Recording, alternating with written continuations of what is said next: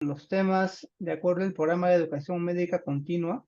Hoy nos toca un miércoles de revisión de tema, el cual se va a tratar acerca de estrategias de infección urinaria recurrente. Este mal, pues, que afecta a más del 50% de mujeres, sufren a lo largo de su vida de cistitis no complicada, y entre 5 y 10% de las mujeres sufren de este problema.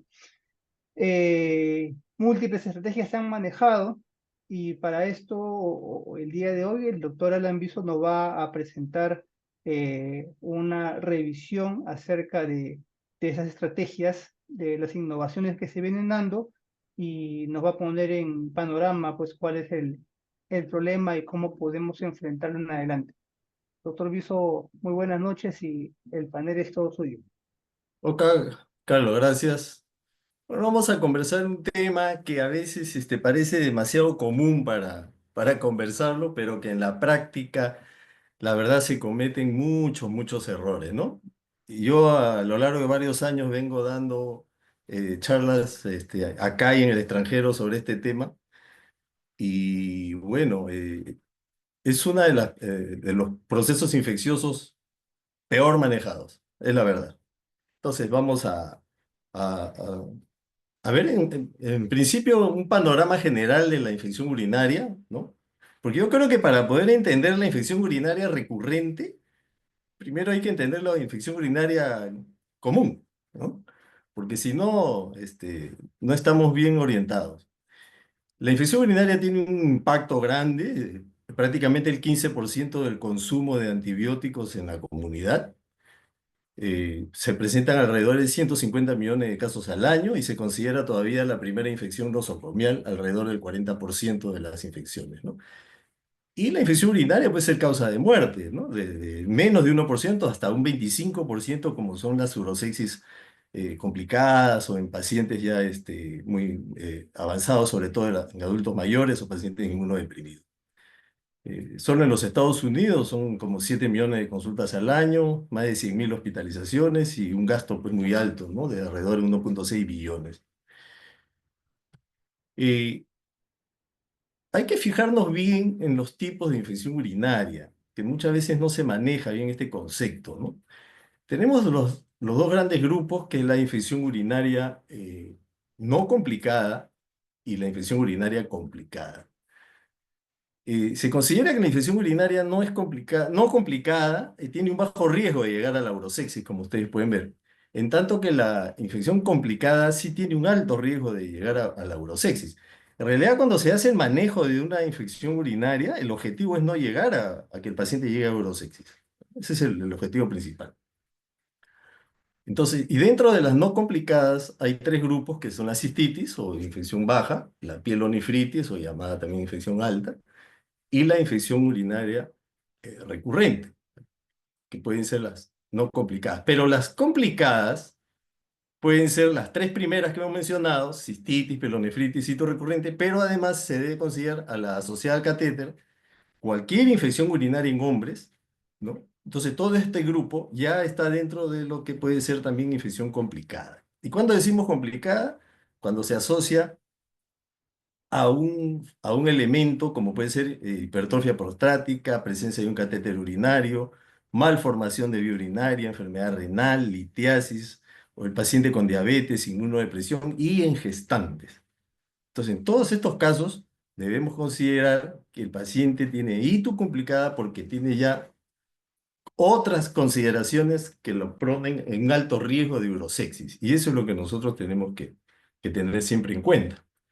Dentro de la etiología bacteriana de la infección urinaria en general, vemos que ya sea en las no complicadas como en las complicadas, la E. coli, ¿no? Ocupa pues el primer lugar. 75% en uno, 65% en el otro. Pero cuando son las complicadas ya comienzan a aparecer otros patógenos, como vemos acá, Klebsiella pneumoniae o el enterococo, ¿no? Que no son tan frecuentes en las infecciones no complicadas, ¿no? ¿Por qué? Porque ya estamos hablando de pacientes que tienen sonda, pacientes inmunodeprimidos, pacientes diabéticos, pacientes hospitalizados. Entonces, ahí el espectro bacteriano empieza a cambiar. Pero sigue siendo E. coli el primer lugar. Entonces vamos a ver este primer casito, ¿no? De la vida real. Es una paciente mujer, 65 años, que refiere que en 2 últimas semanas presenta orina cargada y de mal olor, pero es asintomática. Yo creo que más de nosotros todo el tiempo hemos visto esto. Y entonces, aquí pues tenemos estas alternativas, ¿no? Alguien le va a solicitar un examen de orina porque nosotros tenemos pues todavía la costumbre, la cultura de que al paciente algo hay que indicarle, ¿no? Entonces yo creo que lejos de indicar algo hay que educar, ¿no? O le solicitan urocultivo, o de frente le dicen, pues ya, pues tome de manera empírica fosfomicina o nitrofurantoína, y tal vez la respuesta sea pues ninguna de las anteriores, ¿no?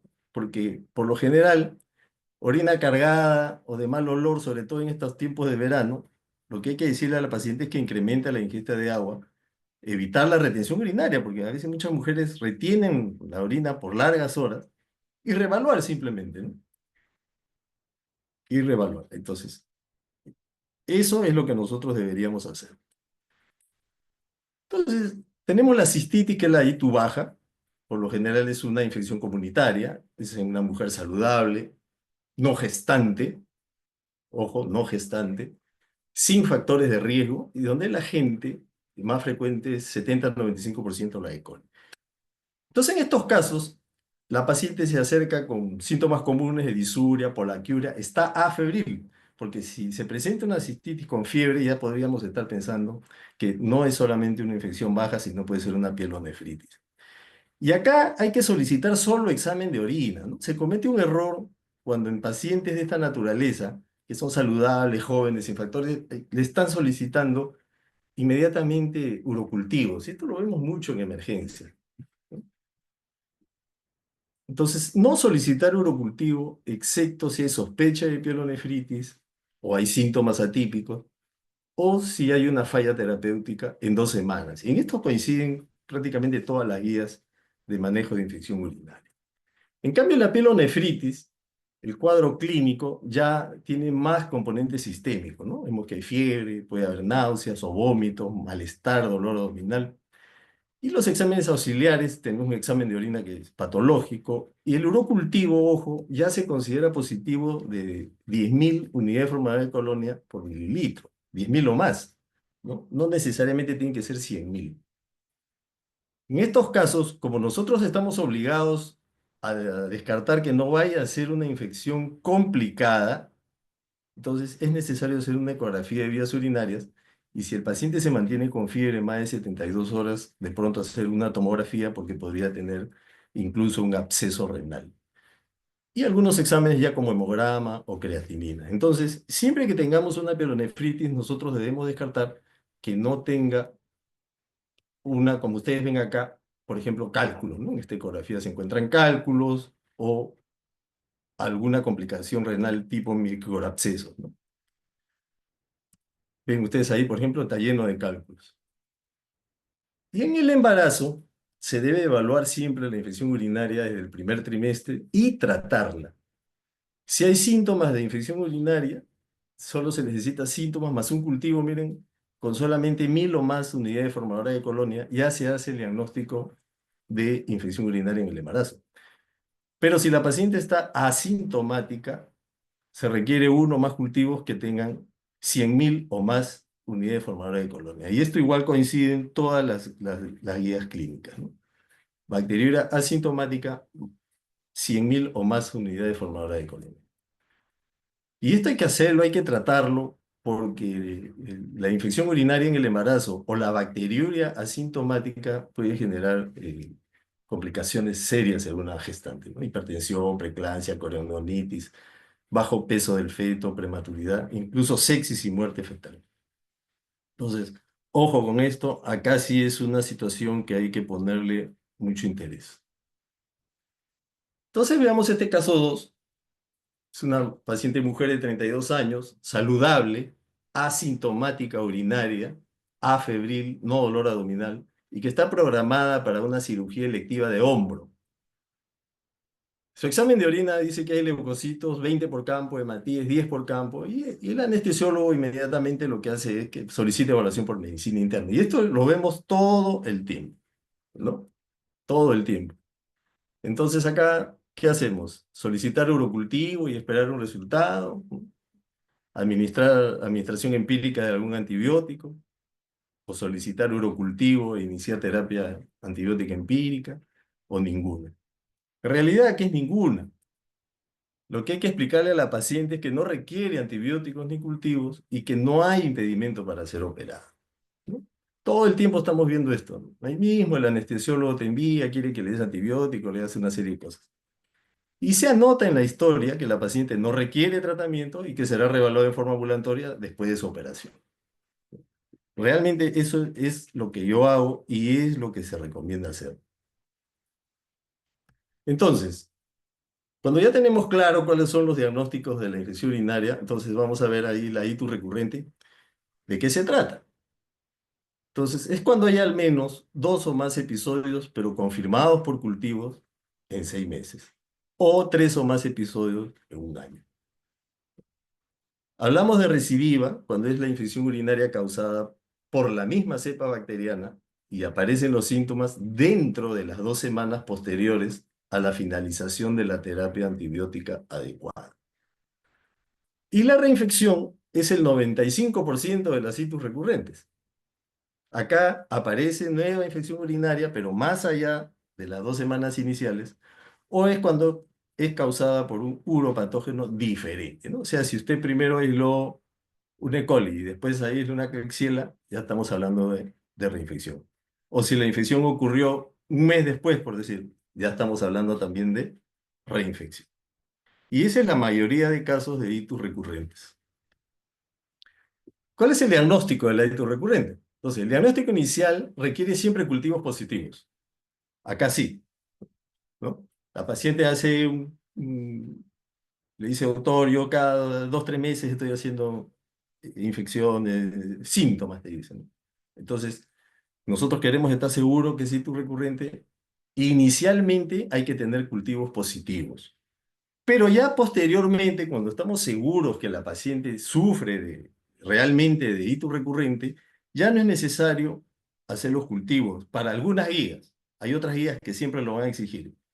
Para algunas guías, la cistitis de la paciente te dice, si nuevamente tengo ardor para orinar, orino a cada momento, o se me escapa ¿no? Cualquier síntoma urinario, entonces ahí ya no se requeriría hacer urocultivo, salvo que estemos frente a casos de pielonefritis, ¿no? Sean otras situaciones que sí, digamos, es necesario tener un cultivo a la mano.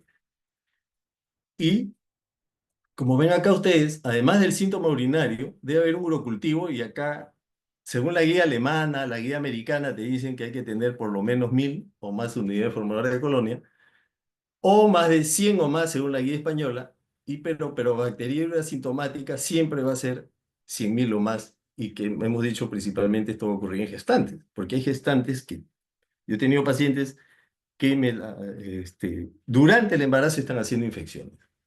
Pero ahí basta que tenga bacteriuria asintomática. No es necesario que tenga los síntomas. Ahora, ¿cuándo hacer cistoscopía o imagenología? No realizarlo de rutina, ¿no? Hay que evitarlo en las menores de 40 años, excepto si están haciendo pielonefritis seguidas. O hay hematuria persistente, o hay evidencia de litiasis o de obstrucción, ¿no? Por ejemplo, un paciente con hipertrofia pues, prostática, entonces ahí sí hay que hacer imagenología. O cuando los cultivos repetidamente comienzan a ser por no E. coli. O sea, sale Klebsiella, enterococos, pseudomonas. Ahí sí es necesario hacer cistoscopía o estudios de imagen, ¿no?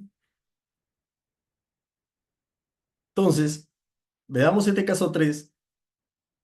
Paciente de 70 años, asintomático urinario, afebril, por tener antecedentes de pielonefritis 6 meses antes, le solicitan urocultivo como parte de un chequeo general. Y esto lo vemos con frecuencia, ¿no? Se dice, yo tuve infección urinaria hace un tiempo y quiero que me vuelvan a hacer un urocultivo. Entonces, le vuelve a salir positivo para Klebsiella más de 100.000. Entonces, ¿qué hacemos acá? A veces hay presión para dar tratamiento, ¿no? Dice, administrar antibióticos según la sensibilidad registrada, o repetir el urocultivo, o hacer ecografía de vías urinarias. o pedir evaluación por el urólogo. Acá lo correcto sería hacer esto, ¿ya? Sería hacer esto porque es un paciente de 70 años que está haciendo una bacteriuria asintomática, pero hay que descartar que no vaya a tener hipertrofia benigna de próstata, puesto que si ya tiene retención urinaria, entonces va a incrementar su población bacteriana, ¿no? Entonces eso ya lo pone en riesgo de hacer una infección sintomática en cualquier momento. Pero no inmediatamente tener que recetarle un antibiótico según la sensibilidad del urocultivo. Eso es un error que se comete con frecuencia. Y más incluso es en señoras, ¿no? Yo siempre contaba de anécdota que mi- tengo, ya se imaginarán ustedes, yo tengo pues unas tías que pasan los 80 los 90 años, algunas ya fallecieron, y siempre me llamaban, me decían, hijito, mi urocultivo me ha salido tal cosa que tomo. Pero yo le decía nada, ¿no? Entonces, ¿cuáles son los factores asociados a la ictus recurrente en las mujeres? Según la edad. Esta es una cosa que tenemos que tenerla clara para poder dar el consejo necesario para identificar a nuestras pacientes. En jóvenes y premenopáusicas, las relaciones sexuales son un factor, ¿no? A mayor cantidad de relaciones sexuales, dicen que si 4 o más veces por semana para algunos, o al mes para otras guías, o tener nueva pareja sexual, o el uso de espermicidas, madre con antecedentes de ictus durante la infancia. Eso es algo que nosotros tenemos que sacar en la historia clínica. Preguntarle, ¿usted ha tenido infecciones urinarias de niña? Ese es un buen dato. Si hay litiasis o malformación urológica, ya de hecho es un factor de riesgo. Y esto del estado no secretor de antígenos del grupo sanguíneo ABO, ¿no? O sea, el tener un estado secretor es bueno, porque el estado secretor de antígenos de grupo sanguíneo ABO hace que la E. coli se adhiera menos a la mucosa urinaria en general, ¿no? Pero si hay un estado no secretor, se convierte en un factor en contra. Y en las posmenopáusicas ya pues sabemos que si hay antecedentes de ictus antes de la menopausia, si hay incontinencia urinaria, vaginitis atrófica es uno de los principales riesgos, cistocele, ¿no? El tener zona urinaria y mujeres adultas mayores postradas o con deterioro funcional es un serio factor de riesgo, ¿no? Igualmente el estado no secretorio. Pero ojo con esos factores para poderlos corregir, ¿no? Es importante. Hay muchos pacientes que a veces están innecesariamente con sondas, cuando de pronto es mejor el uso de pañal, ¿no? Y las vaginitis atróficas ya hemos visto que a veces usando el estrógeno tópico puede mejorar. Este es un buen artículo que lo publicó el Journal Infection Disease, ahora nomás en el 2024, ¿no? Hecho en más de 374.000 mujeres con cistitis, de las cuales casi un 15% tenían ictus recurrente. Y se encontró que en los extremos de la vida adulta, ya sean mujeres jóvenes de 18 a 27, como en las mayores de 78, las mayores prevalencias de ictus recurrente. Entonces acá el grupo etario se convierte en un factor de riesgo, ¿no? Ser demasiado joven o ser demasiado anciano. Estamos viendo ahí que en mujeres jóvenes había un 20% y en las mayores de 78 un 9%. Y los otros factores de riesgo que se encontraron eran diversas comorbilidades, entre ellas la principal diabetes mellitus, uso excesivo de antibióticos, uso de contraceptivos orales y tener infección urinaria por bacterias resistentes. Este es un buen cuadro, ¿no? Un buen cuadro que nos permite resumir todos los factores asociados. Ustedes ven acá que hay factores genéticos, anatómicos. Miren ustedes cómo el factor genético de predisposición familiar, el estado no secretor que dijimos, aumenta la adhesión a las células epiteliales, las propiedades del moco. Anatómicos, se mueven la mujer obviamente, ¿no? La menor distancia que hay de la zona perineal del ano a la uretra. Conductuales, los hábitos miccionales, sobre todo las que son retenedoras, las relaciones sexuales o estados fisiológicos como la menopausia, que hace que tengan menos lactobacilo vaginales. Entonces, tanto factores anatómicos como genéticos, pues, son los que le pertenecen al huésped. Pero el medio ambiente tiene que haber, lo tiene que hacer acá. El uso de espermicidas o de antibióticos va a generar esto, tanto huésped como medio ambiente, una mayor colonización periuretral o intraepitelial por el coliuropatógeno. Y por acá, pues, el factor microorganismo, donde la población bacteriana va a generar un biofilm, ¿no? Sobre, no solamente sobre el epitelio urinario, sino en el interior también. Entonces, si nosotros vemos que son diversos factores, tanto de huésped, medio ambiente, como el propio microorganismo, entonces acá el ideal es que el manejo tiene que ser personalizado. Entonces, cuando estamos con este tipo de pacientes, el manejo determina que haya una detección y corrección de una patología subyacente, si es que haya una modificación de conducta, si es que hay que hacerla, pero para eso necesitamos siempre tener una buena historia clínica. Echar mano a profilaxis no antibiótica o a profilaxis antibiótica si fuese necesario y, en todo caso, hacer una estrategia mixta. Entonces, en la detección y corrección de la patología subyacente ya hemos visto que hay que hacer una evaluación urológica en casos específicos, no en todos los casos, hemos dicho, ¿no? Sobre todo en mayores de 40, se hay evidencia de hematuria, pielonefritis repetidas, ¿no? O evidencia de obstrucción urinaria, por ejemplo. Hay que hacer imagenología, citoscopía. Y hay que hacer el manejo de las comorbilidades si hubiesen, como la diabetes, la hipertrofia femenina de próstata o la litiasis mixta.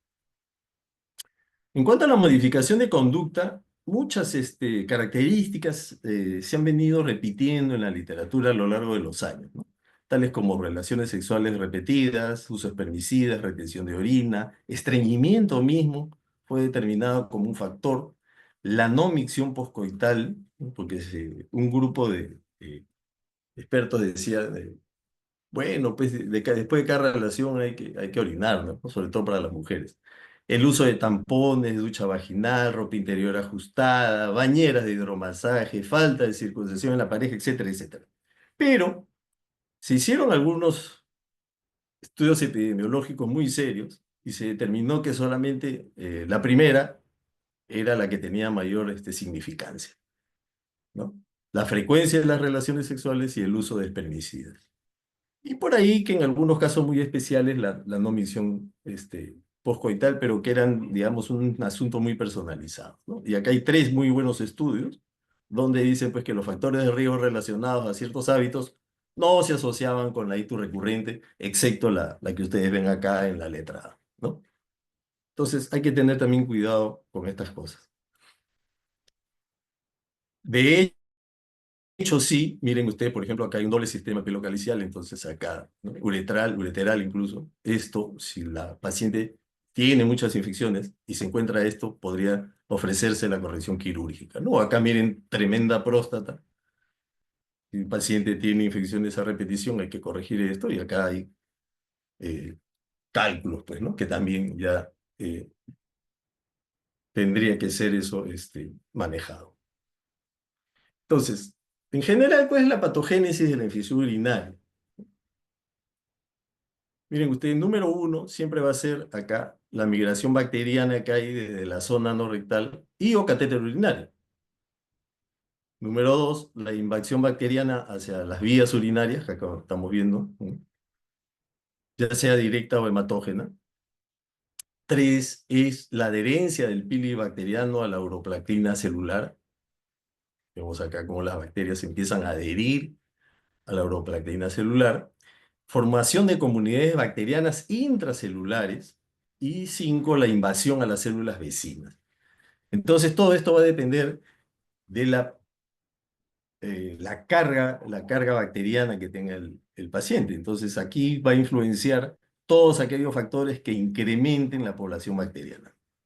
Tales, principalmente lo que se refiere pues, a los temas de inmunidad y a los temas de retención urinaria. Entonces, conociendo esa patología, nosotros podemos tener algunas estrategias, ¿no? Ya sea para evitar la colonización, la adherencia, la replicación intracelular o la invasión. Para evitar la colonización, Puedes echar mano a los estrógenos tópicos, a los probióticos, ¿no? Esto tiene que ver la intervención, la potencial intervención pues, con la respuesta del huésped y la virulencia misma del germen. Para evitar la replicación intracelular, acá hay una serie de consideraciones, pero donde lo principal ha sido las vacunas, ¿no? Y para evitar la invasión, la formación del biofilm, la terapia de inmunomodulación. O sea, para lo que sea terapia antiadhesiva, eh, los elementos como cranberry, de manosa, sustituyentes de la placa, las vacunas MIR, ¿no? Entonces vamos a revisar algunos, digamos, que se utilizan comúnmente. Este es el cranberry o arándano. Tiene un doble mecanismo de acción, una fructuosa que inhibe la unión de las fibras tipo 1 y las proantocianidinas que inhiben la unión de las fibras P, ¿no? Estamos viendo acá. La fructosa inhibe esto y las protoncianidinas también inhiben. Todo, o sea, van destinadas a que la E. coli, que es esta representación, no se adhiera a la uroplaquina del epitelio, ¿no? Entonces, se ha determinado que la dosis efectiva es de 240 mililitros cada 12 horas, pero también se ha visto un efecto similar en las presentaciones que son, eh, digamos, de eh, tipo caramelos o tipo cápsulas, ¿no? El cranberry se hizo muy popular entre los 90 y inicios del año 2000, pero en Cochrane salió una muy buena revisión sistemática y decía resultados positivos en estudios con poblaciones pequeñas, pero en un metaanálisis de 24 estudios clínicos se encontró que no hay reducción significativa de recurrencia de la ITU comparado a la profilaxis con antibióticos. Muy bien, pero eso fue en el año 2012. Ahora, en noviembre del 2023, ¿no? Mucho tiempo después, otra vez en Cochrane vuelve a salir una revisión sistemática y dice, en base a 26 estudios con más de 8.800 pacientes que participaron en estudios aleatorizados, sí se encontró que disminuía el riesgo de ITU, pero en mujeres jóvenes, y que más bien no es eficaz en adultos mayores, gestantes o aquellos que tengan trastornos de vejiga. Entonces, acá el Cranberry encontró ya un nicho, ¿no? Mujeres jóvenes. Y nuevamente sale otra revisión sistemática en PLOS ONE del 2021. Y efectivamente, en mujeres con ITU recurrente, en niños y aquellos con sonda urinaria, vemos nosotros que los odds ratio están por abajo de 1, acá, acá y acá, ¿no? Entonces, cuando el odds ratio está por abajo de 1, significa que hay significancia en la reducción del riesgo. Entonces, encuentras un nicho pues, en las mujeres, sobre todo jóvenes, como se demostró con el estudio de Cochrane, niños y aquellos con sonda urinaria. La D-manosa, la verdad, es muy poco utilizada, pero hay que conocerla, que es un monosacárido simple y de fácil absorción que satura las adhesinas de la fibra tipo 1 del pili bacteriana, parecido a lo que hace el cranberry, inhibe la adherencia bacteriana en el urotelio y con una eficacia en dosis de 2 gramos por día, ¿no? Ahora se encontró que funcionaba mejor cuando el cranberry, la D-manosa va asociada al cranberry. Entre los probióticos están los lactobacilos, que puede ser tanto por vía vaginal como oral. Estos tienen inhibición competitiva con el uropatógeno, como podemos ver nosotros acá, ¿no? Número 1, inhibición competitiva con uropatógeno. 2, genera un ambiente ácido. 3, hay inhibición de la formación del biofilm. Eso es importante para que no se adhiera el pili del E. coli a la uroplaquina. Y 4, pues había una también disminución de citoquinas proinflamatorias, ¿no? Entonces, eso es lo que hacen los probióticos. Entonces, acá también la cosa entra un poco en discusión. Sale una buena revisión también, ¿no? Sistemática en Cochrane, en el año 2015, donde acá miren ustedes, en buena cantidad de participantes, ¿no? Estudios clínicos, ITU bacteriana sintomática, en 352 participantes, donde se usó lactobacilo versus placebo, o versus placebo con pacientes con hito recurrente. Y en escenarios que había, digamos, peores escenarios que tenían muy sintomáticos, pacientes con hitos recurrentes demasiado sintomáticas, incluso pielonefritis, también vieron los resultados versus placebo, ¿no? Tanto en infecciones como en las que tenían hitos recurrentes. Entonces acá el resultado era que, ven ustedes, todos los odds ratio pasaron de 1. Entonces dicen, no hay evidencia suficiente para recomendarlo en la prevención de la infección urinaria. Pero aparece otro estudio de Lixa también en el Clinical Infection Disease, con 174 mujeres premenopáusicas divididas en 4 grupos, donde dieron placebo oral más placebo vaginal, otro grupo probiótico oral más placebo vaginal, y grupo 3 probiótico vaginal más placebo oral, y acá sí juntaron los dos, probiótico oral más probiótico vaginal. Y acá sí hubieron resultados importantes. Tanto en las que usaron el probiótico vaginal, ya sea solo o en combinación con el oral, o sea, en los grupos 3 y 4, sí fueron efectivos para la infección urinaria recurrente. Metenamina-purato, que es el antiséptico de vías urinarias, dosis 2 gramos al día, actúa en la orina ácida, profilaxis a corto plazo, ¿no? Acaba los estrógenos vaginal eh, de uso tópico, mejora el epitelio uretral y vaginal, disminuye el pH vaginal, aumenta los lactobacilos, disminuye la colonización de enterobacterias. Cada uno tiene una revisión sistemática de Cochrane donde sí mostraron efectividad en la prevención de la ictus recurrente, ¿no? Entonces, acá sí se puede utilizar dentro de nuestras estrategias de prevención cualquiera o los dos juntos elementos para pacientes con ictus recurrente. En cuanto a inmunoestimulantes y vacunas, también se han usado desde hace mucho tiempo. Los más populares han sido el LON 89 o Urovaxón o el Uromune, ¿no? Cápsula oral acá, que ofrecía 18 serotipos de coli, el Solcurovac 6 serotipos, y el Uromune, un spray sublingual que ofrecía E. coli, Klebsiella, Proteus. Eh, Respecto al MB140, miren ustedes acá en New England Journal apareció un buen estudio sublingual para prevención con buenos resultados, ¿no? Con resultados estadísticamente significativos. Y también en esta revisión sistemática y metaanálisis publicada en British Journal de Urología, que aparece que las vacunas para la prevención de ictus recurrente tuvieron resultados también significativos. Entonces hay evidencia de eficacia, pero ¿qué pasa? Que los estudios son heterogéneos y todavía se requieren estudios con evaluación de titulación de anticuerpos, lo cual es un poco ya más difícil, más difícil. En cuanto a la profilaxis antibiótica, esto, en realidad hay que dejar esto cuando todas las demás han fracasado, y esa es mi recomendación general, porque he visto pacientes que inmediatamente les están dando antibióticos y ese es un error, porque van a generar resistencia bacteriana. Acá, cuando fracasaron las otras medidas, se puede dar antibióticos en forma continua de 3 a 6 meses. Se puede usar nitrofurantoína. Miren ustedes, el hito esperada por año es muy bajo, o sea, realmente funciona. Cefalexina, 125 a 250 al día. Fosfomicina, 3 gramos cada 10 o 15 días. Particularmente, a mí me gusta usar fosfomicina. Uno, porque el paciente no lo está tomando todos los días, el riesgo de hacer resistencia es menor, ¿no? Entonces, a mí me gusta esta elección. Cuando tengo que elegir, yo elijo esto. Y lo otro es la profilaxis postcoital.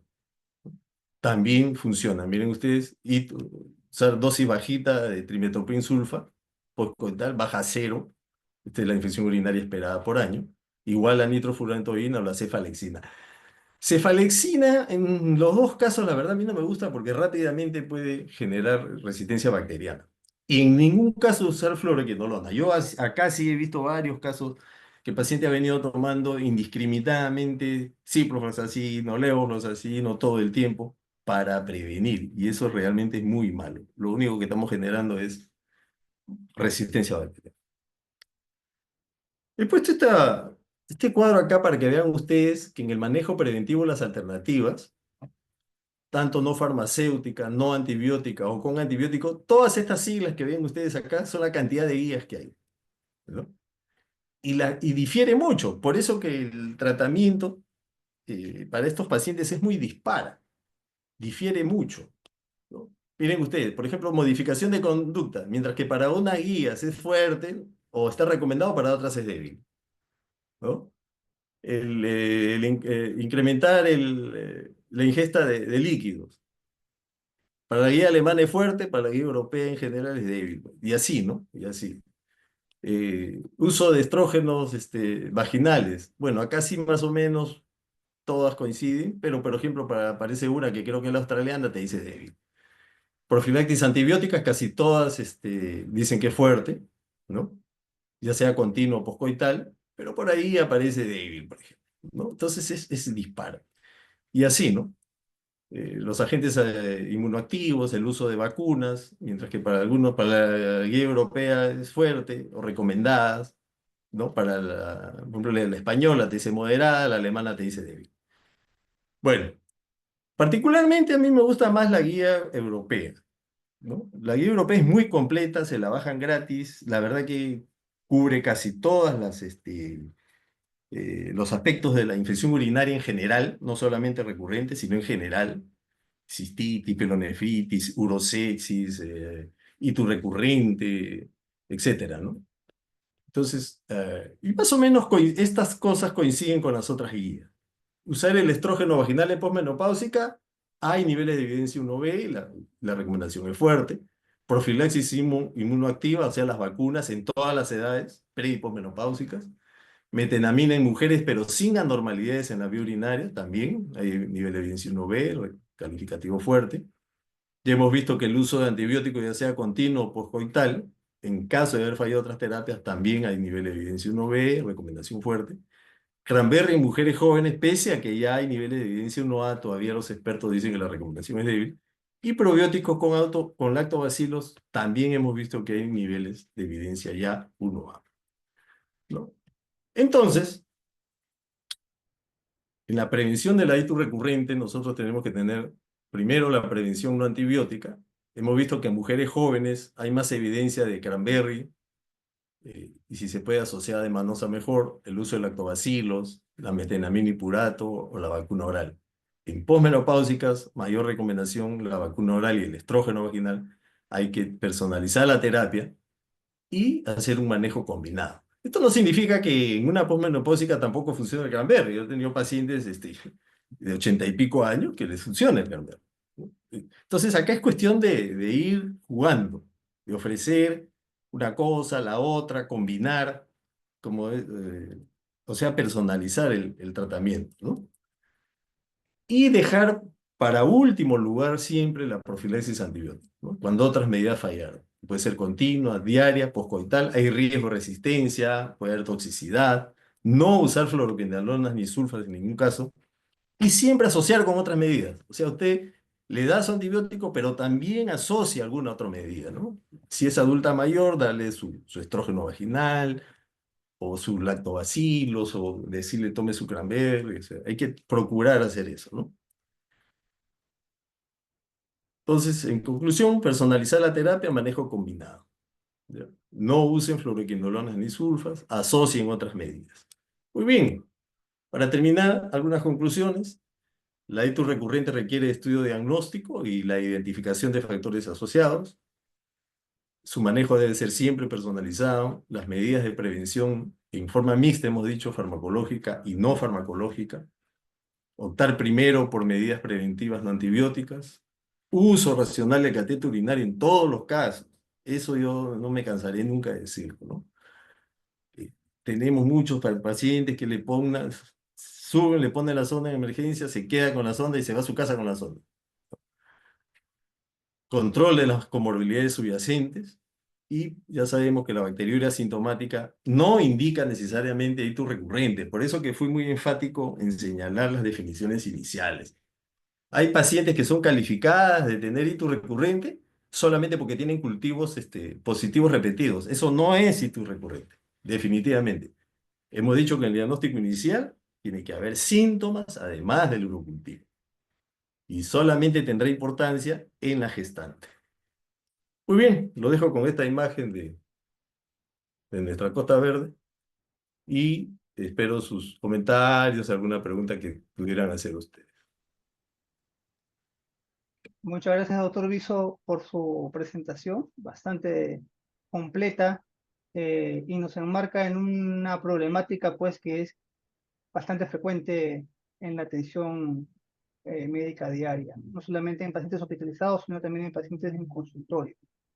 Si hubiese alguna pregunta del auditorio, Eh, si me permites, Carlos, un comentario, Alan.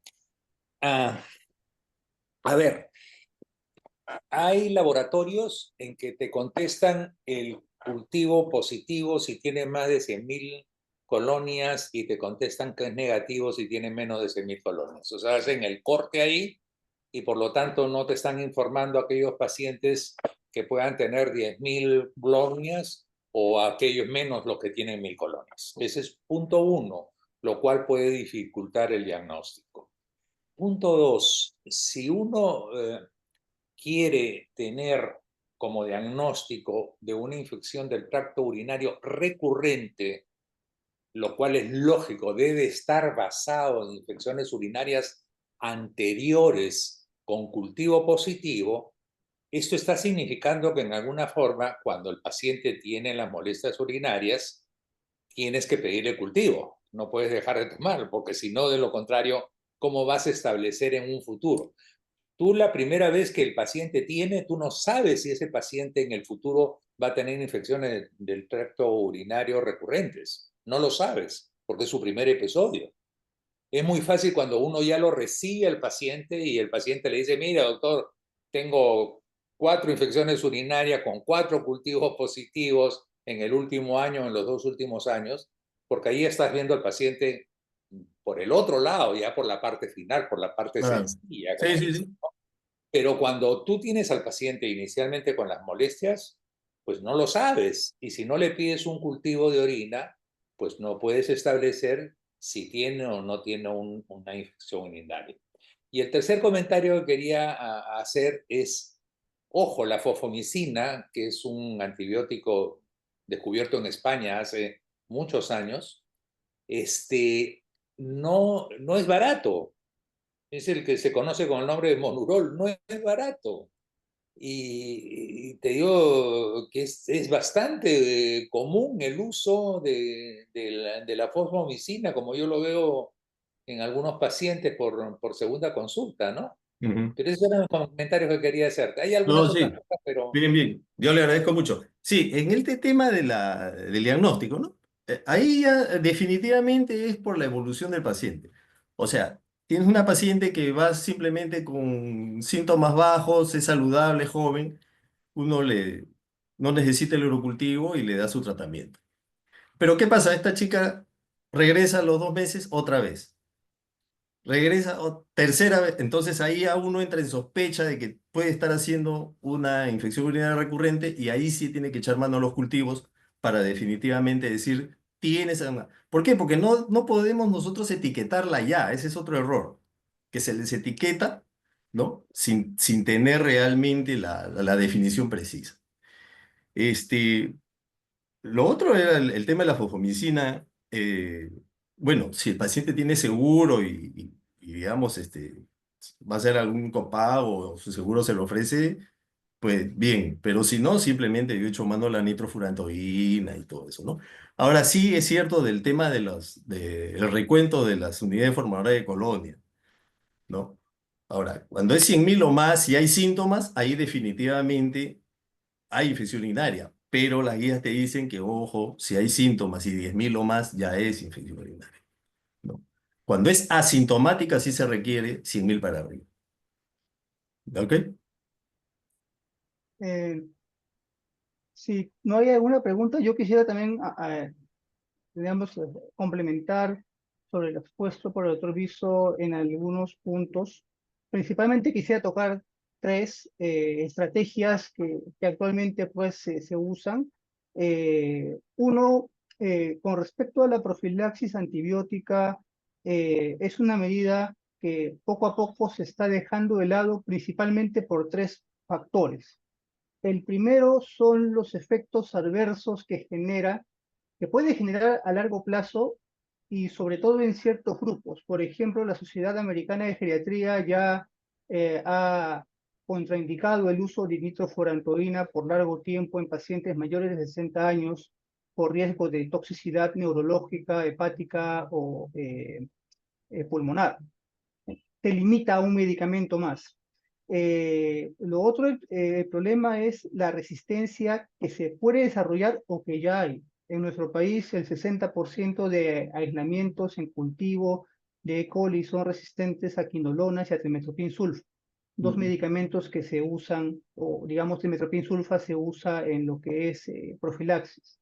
Tenemos un 30% de BLES, con lo cual cefalexina y ampicilina o amoxicilina también se van dejando de lado, al menos como estrategias profilácticas. Quedándonos fosfomicina, que es un medicamento que, como dice el doctor Penny, es caro, y que también pues su evidencia no es muy amplia con respecto a la prevención que pueda generar y a la resistencia que sí va a generar. Y el tercer punto es básicamente que en los estudios que se ven en profilaxis antibiótica, si bien esto tiene una buena eficacia durante la profilaxis, pero el problema es que cuando suspendemos la profilaxis antibiótica, el 100% de pacientes tienen un nuevo episodio a los 9 meses de seguimiento.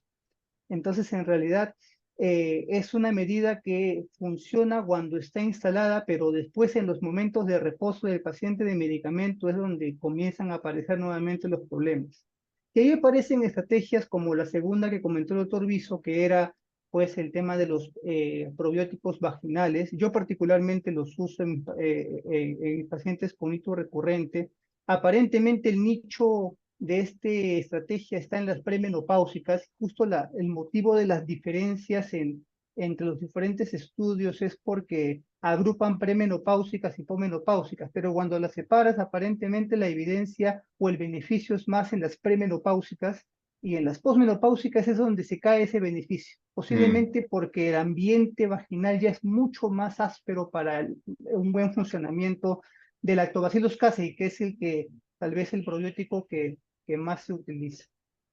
Y como tercer punto, quisiera también tocar un poco, me considero pro vacuna y este estudio que presentó el doctor Viso es un ensayo clínico con respecto a MB140 o Uromun, que tiene ya un tiempo de seguimiento de más de 9 años en Europa y que ya se está implementando en Latinoamérica, al menos en Chile y en México ya se encuentra distribuido. Y es un medicamento que tiene experiencia en estudios observacionales y ahora en ensayos clínicos controlados. Se ha comparado con profilaxis antibiótica con buenos resultados. Ha mostrado en este ensayo clínico que presentó el doctor Viso, pues el 58% de las personas que utilizaron esta vacunación por 3 meses en sublingual no presentaron un episodio de infección urinaria en los 12 meses posteriores a la vacunación, que es un punto bastante importante. Se utilizó pacientes incluso mayores de 70 años, entonces un beneficio para las posmenopáusicas, que es un grupo importante de nuestra población que sufren bastante de esto. Y ahora último se presentó en el Congreso Europeo de Urología un estudio que aún no está publicado de seguimiento a 9 años, donde se encontró que las pacientes, ahí un 10% de su población fue hombres, se encontró que casi el 50% no presentaba un nuevo episodio de infección urinaria a los 9 años de seguimiento. Claro que el 40% de esta población tuvo una revacunación a los 2 años, pero hace posible que estrategias como esta, como vacunación, que es una vacunación con bacterias inactivas, o sea, no hay contraindicación con inmunosupresión, y que cubre principalmente las 4 agentes más frecuentes de infección urinaria, como E. coli, Klebsiella, Proteus y Enterococo. Entonces podría ser una estrategia interesante en ciertas poblaciones, sobre todo en las posmenopáusicas, donde los probióticos vaginales pues tienen menos efectos y donde también el cranberry tiene menos efectos, según la revisión sistemática que mostró el doctor Viso, ¿no? Entonces, principalmente quería aportar eso a la discusión. Carlos, ¿y tú qué opinas de la metenamina? Que antes usaba eso, pero en Perú ya no hay. Y hay gente que se la trae de España, de Estados Unidos, y le funciona. Sí, el problema de estos medicamentos es que la dosificación no está estandarizada. Mm, Incluso el cranberry no está estandarizado, los no. arándanos no están estandarizados, entonces en realidad no se sabe exactamente cuál dosis va a ser adecuada. Creo que es más como un adyuvante más que como una estrategia fija, ¿no? Como usted decía, debe haber un pilar y sobre ello se pueden agregar adyuvantes para poder mejorar la eficacia, pero siempre con un pilar, que en estos casos hasta ahora había sido pues la profilaxis antibiótica, pero que por los efectos posiblemente vayan a aparecer otras estrategias que puedan ser menos nocivas, más eficaces en el tiempo y también pues con menos impacto en lo que es la resistencia antibacteriana. Un comentario que quería hacer extra también es, a ver, nosotros vemos a veces pacientes que tienen Escherichia coli en forma repetida y que incluso se le da el tratamiento con el antibiótico, resultado del cultivo, termina el tratamiento, el paciente puede persistir con molestias o iniciar molestias posteriormente, le haces el cultivo y recibe nuevamente Escherichia coli y así por sécula seculorum. Pero hay una cosa que es muy importante. Nosotros asumimos que es la misma Escherichia coli. Ojo, y eso puede ser un error. ¿Por qué? Porque hay diferentes cepas de Escherichia coli. Me Mm. acuerdo haber visto algún trabajo en algún momento, no me acuerdo cuánto tiempo atrás, pero en el cual hacían el seguimiento de las cepas de eso y eran diferentes, o sea, eran nuevas infecciones por otras cepas de Escherichia coli. Y asumíamos, y uno asumía de que era la misma Escherichia coli, que no es así, ¿no? Y el problema es, ¿qué hacer con el tipo de paciente, que no es incomún, que les ponía yo como ejemplo, ¿no? O sea, el paciente que le haces el cultivo, te sale que es una Escherichia coli por decirte, que te sale una antibiótico terapia muy clara, que sabes que la concentración del antibiótico que vas a dar es muy buena en la vía urinaria, no tiene nefropatía obstructiva, le das y el paciente se supone que ha tomado la medicación y persiste, o de lo contrario, a los pocos días nuevamente es el mismo hecho. ¿Qué hacer con ese paciente? Le haces el cultivo y te vuelve a salir que es sensible al antibiótico que tú lo habías. Mm. Y me imagino que lo que les estoy diciendo no es cuento, porque todos nosotros vemos eso. Me imagino que ustedes Sí. también. ¿Cuál debería ser la conducta en esos casos? Yo creo que si el paciente está sintomático, no, no va a ser sometido a cirugía urológica o ginecológica, no hago nada, no, no pido urocultivos. Yo O lo sea, primero que le consideras explico como que es una bacteriuria asintomática. así es, hay la mala costumbre de estar pidiendo en diabéticos, en prequirúrgicos todo el tiempo y eso está muy mal, ¿no? Simplemente es bacteriuria asintomática. Yo le explico al paciente, le digo, la orina no es estéril. Ahora hay pacientes que siempre van a tener, y si las poblaciones salen muy altas es porque tienen los factores genéticos y los factores donde ya hay predisposición a que la E. coli tenga fimbrias que tienen receptores precisos en la uroplaquina. No se puede hacer nada contra eso. Lo que sí hay que hacer es que disminuya su población bacteriana de colonización. O sea, buena ingesta de agua, no retenga la orina, y si hay cualquier problema obstructivo hay que tratarlo, y si hay litiasis hay que sacarla, porque los cálculos son el mejor reservorio que puede haber para bacterias. Entonces, Simplemente las estrategias van destinadas a disminuir la población bacteriana y nada más. No hay más que hacer ahí. Yo opino igual que el doctor Viso, en realidad, siempre en los estudios, cuando para eficacia antibiótica en infección urinaria, entran los conceptos de eficacia clínica y eficacia microbiológica. Y cuando uno revisa, en realidad la eficacia clínica es la que manda, ¿no? Porque la eficacia microbiológica, que es la capacidad de poder erradicar el agente de la zona, depende más del sistema inmunológico que del antibiótico. Entonces, pacientes que tienen un sistema inmune alterado, sea natural o sea adquirido, pues va a tener mayor predisposición a permanecer colonizado por más tiempo.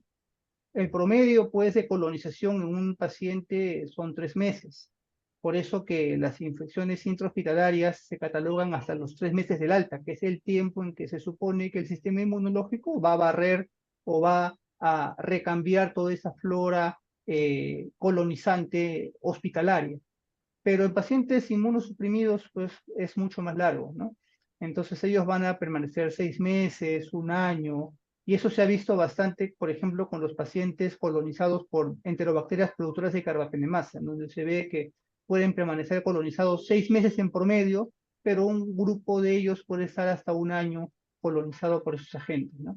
Sin causar manifestación clínica, con la posibilidad, claro está, que puedan desarrollarlo, pero que en ese momento no la manifiesta, ¿no? Y en ese caso, principalmente el tema es seguimiento clínico ante la aparición de algún síntoma, ¿no? Y explicarle, pues, de que hay está propenso a hacer un cuadro infeccioso, pero que en ese momento en la terapia antibiótica para tratar de erradicarlo, más que hacerle un beneficio, lo va a perjudicar, porque va a ser, pues, de que el antibiótico puede ser resistente. Ya se ha visto incluso en estudios, justo en el último congreso del ICSA del año pasado se presentó un estudio en el cual ceftazidima y bactam, después del tratamiento en Bacteriemia pseudomonas, el 40% desarrolló resistencia durante el tratamiento. O sea que en realidad las estrategias nuevas aparentemente tienen una barrera de resistencia más frágil que el resto de medicamentos. Entonces,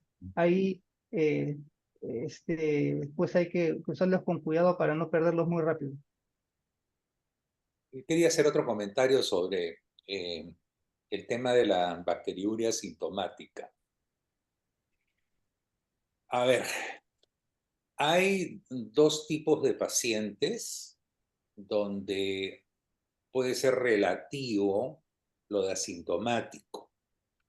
Una son las personas mayores en general, que por diversos motivos, que pueden ir hasta el extremo de demencia, no manifestar molestias urinarias y sí tener las molestias.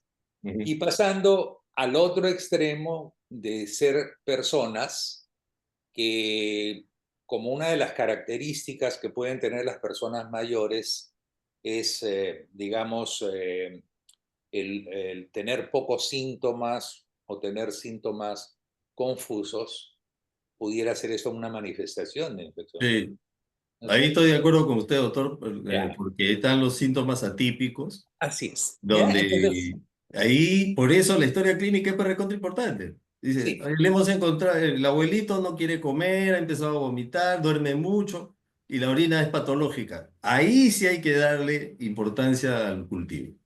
sí, por eso que lo tomaba yo, Sí, sí, sí. porque a veces uno cree que, a ver, miren, mi tesis de bachiller fue sobre infección del tracto urinario en diabético. Sí, profetía de muchos años atrás y qué sé yo, como se imaginarán. Y siempre lo he seguido el tema porque me ha parecido muy interesante porque no hay un acuerdo universal. Sale periódicamente y tú lo has mostrado, Alan, ahora mostrando en dos momentos diferentes estudios, macroestudios de combinación de cosas con resultados diferentes y con recomendaciones diferentes. Y esa es la historia de la medicina, o sea, no es una novedad. Pero el tema es la infección del tracto urinario en diabéticos. Y Ujú. eso sí, para mí siempre me ha preocupado porque nunca lo he tenido muy claro. Si bien teóricamente la recomendación puede ser de que no se pida un cultivo en un paciente que tiene un sedimento patológico y que no tenga síntomas en diabetes, sí, y siempre ha sido un tema que me produce escozor, soy Ya, sincero. ahí, por ejemplo, yo sí he visto, y yo creo que estaríamos de acuerdo, es que si un diabético aparentemente está bien controlado y de pronto empieza a hacer trastorno metabólico, hiperglicemia no explicable o cetosis, de pronto ahí puede ser que el factor infeccioso sea lo que lo está descompensando. Por eso es que las cosas tienen que ser manejadas pues, de manera muy personalizada, ¿no? Justo a eso es Claro. lo que quiero sacar en consecuencia, No, porque sí. cuando uno lo pone en cliché, se mete en problemas. Yo te voy a decir, por ejemplo, las infecciones urinarias en diabéticos. Primero, ¿en quién se presenta diabetes mellitus? No, usualmente no estamos hablando de diabetes tipo 1. Usualmente es en gente de más de 50 años de edad. Mm, Usualmente, no quiere decir que entre 40 y 50 no la haya. Ojo, usualmente es más de 50 años de edad. Si son mujeres, tienen una serie de factores condicionantes para tener una infección urinaria, claro, ¿no es cierto? Y si es hombre, también las tiene. claro. ¿No? Definitiva. Entonces, a mí siempre me ha preocupado el tema de la infección del tracto urinario en diabéticos, porque el considerarlo muy alegremente que es una cosa que no tiene toda la importancia que debería tener o no tomarlo un cultivo, te lo juro que no lo llego a digerir, no lo llego a digerir. Yo creo que, doctor, en general, diabéticos y inmunodeprimidos en general, tenemos que hacer todos los esfuerzos para que tenga los menores riesgos de una infección urinaria, en general. Si hay algo obstructivo, corregirlo. Si hay cálculos que no los elimina, sacarlos. Siempre bien hidratado y sobre todo el cuadro de fondo bien controlado. Entonces, yo creo que ahí tiene que haber una prevención y el momento, darle la importancia a un urocultivo en el momento preciso, porque si no, vamos a caer en el riesgo de dar antibióticos pues, de manera exagerada, ¿no? Claro, pero ahora toma mayor importancia con el uso de los inhibidores SLGT2. Sí, claro.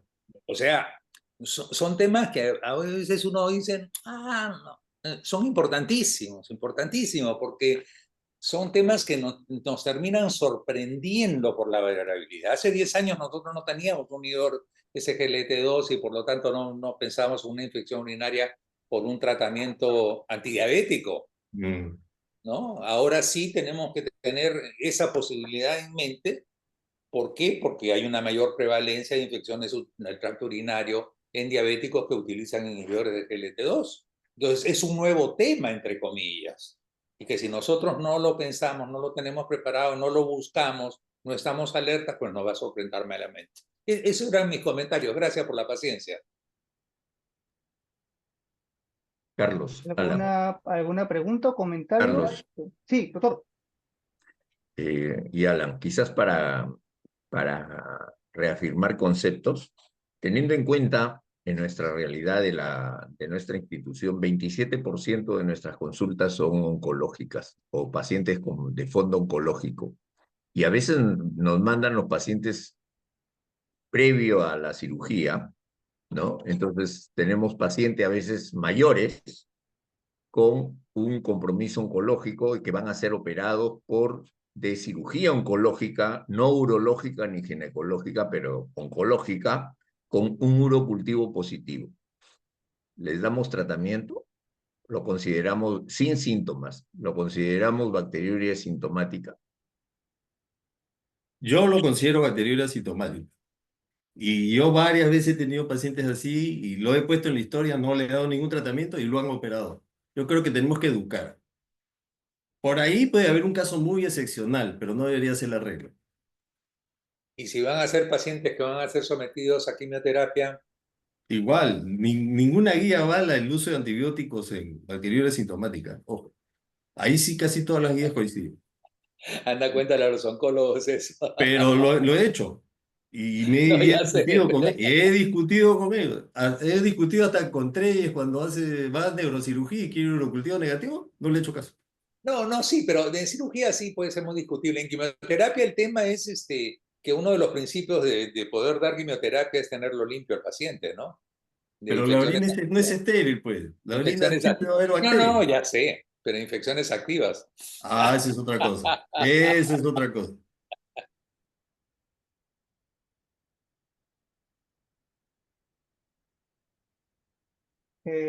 Bueno, si no hay alguna otra pregunta o comentario, doctor Hidalgo, para que dé el cierre. Gracias, Carlos. Gracias a todos. Hola, Eduardo, ¿cómo estás? No te saludé al comienzo. Gracias, Alan. O sea, ¿qué Gracias, dices? Carlos, por la moderación. Mira, la verdad que eso es lo bonito de algunas charlas. Temas sencillos con zonas grises de conversar. Yo personalmente concuerdo mucho con Eduardo que la decisión en algunos casos es personalizada y hay que tomar decisiones que a veces pueden no necesariamente estar completamente arregladas. Yo les cuento un caso. Hoy día en la mañana revisamos un caso de otra institución que había sido una gestante con una lesión de la vía urinaria que tuvo al final que colocarle un nefrostoma y que la complicación que tuvo desarrolló una infección súper resistente que terminó teniendo una E. coli que tenía hasta carbapenemasas. O sea, era bien complicado. Y al final, la paciente asintomática, entonces con un nefrostoma, entonces se puso a la mesa que ya querían ellos reinstaurar la vía urinaria y hacer la plastía del ureter. Yo le digo, oye, un minuto, lo que tenemos que hacer, aún teniendo bacteriuria asintomática, al ser sometida a una cirugía urológica, tienes que estar seguro que tienes que tener la menor carga bacteriana. De repente no la vas a poder tener con bacterias negativas, pero sí vas a tener que desconalizarlo lo menos posible porque a veces no se puede. Entonces, esas decisiones están off the record, no están 100% regladas. Y por eso hay decisiones en las cuales hay que individualizarlas. Hace algunos años, los diabéticos entraban en el rubro de las bacteriurias asintomáticas y los tratamientos, después los sacaron de ese paquete y y nos quedamos con un paquete más restringido. Pero yo concuerdo con Eduardo que a veces tenemos zonas grises, ¿no? Donde el paciente está seguro que no está infectado, está seguro que esos síntomas sutiles, esa falta de apetito, ese decaimiento, no es realmente un signo de infección. A veces no lo sabemos.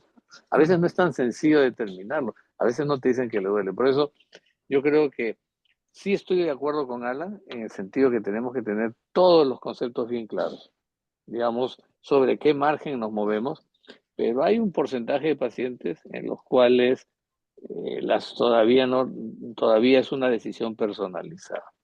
Ok, gracias a todos, buena charla, buena sobremesa, como yo le digo. ¿Qué charla tenemos el lunes, Samuelito? Update de endocrino. Ya, perfecto. Ahí nos vemos. Un abrazo para Un todos. abrazo a Sí. todos. Chao, nos Gracias, vemos. Carlos. Buenas Gracias, noches. Alan. Y Buenas Gracias. arriba, noches, gracias. y arriba Gracias, buenas Alianza. noches. Y arriba Alianza.